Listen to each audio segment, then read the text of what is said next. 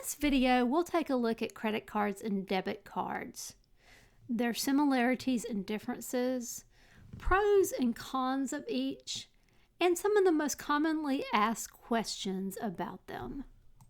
First, let's talk about the similarities between the two cards. Both typically have 16-digit card numbers, expiration dates on the card, and often security codes, plus embedded additional security features. And credit cards and debit cards can both be used online and offline for purchases.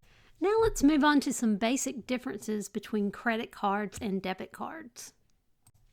Credit cards are a line of credit that's being extended to you, meaning you are borrowing money that you'll need to pay back within a certain period of time to avoid accruing interest and possible penalties.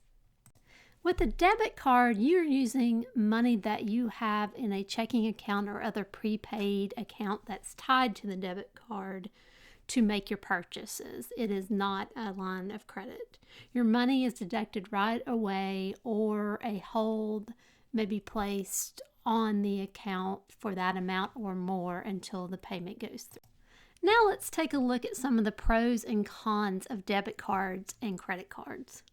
Some of the pros of debit cards include using money that you already have on hand, so no borrowing. You can avoid interest and fees as long as you don't overdraw your account. And it's great for budgeting because it helps you eliminate excessive spending by only using what you have.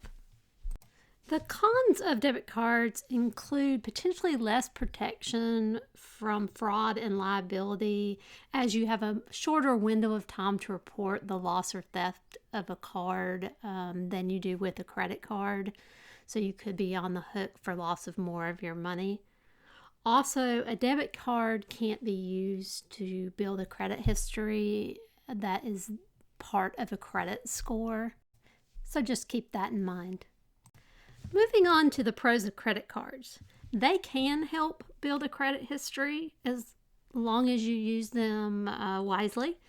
They also can be really handy in an emergency when you don't have enough funds readily available, or for easy making of hotel and rental car reservations. They also often offer cash back or other types of rewards. Some cons of credit cards are that they can lead to debt if you're not careful, since you are borrowing money. Interest charges and late fees can accrue pretty quickly if you don't pay off your balances in full each month.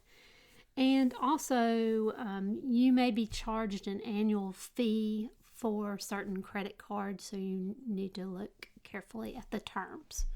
Now that we've explored the pros and cons, let's dive into 4 common questions that people have about credit and debit cards.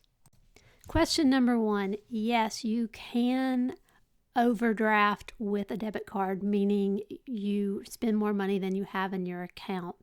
If the bank doesn't deny a charge and lets it go through, you will pay some substantial fees for that. Even if you have overdraft protection where it will pull the money from a backup account, there will probably be some fees associated with that. So best bet is just to pay close attention and not overdraw. APR on a credit card means annual percentage rate. It is the yearly interest rate that you will be charged if you don't pay off the balance of your card each month. It can be fixed, or it can be changing or variable. Make sure to look at the terms of the credit card before applying for and accepting any card offer. Question number 3. When you use a debit card, a debit hold is generally put on your account in the amount of the purchase, or sometimes over and above that amount for the security of the vendor getting paid, and on the bank side trying to keep you from overdrafting. So be aware of that. Question number 4, how do credit card rewards work? It really varies by the card. Some offer points that you can use on everything from travel to merchandise, and others give cash back.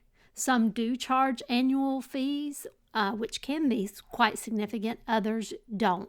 You'll just have to look at the terms and conditions of the individual cards. As you can see, understanding the difference between credit cards and debit cards is crucial for making informed financial decisions. For your individual situation, consult a licensed financial professional, as this video is just for educational purposes only. And don't forget to hop on over and check out more of my earning and savings videos and subscribe to the channel.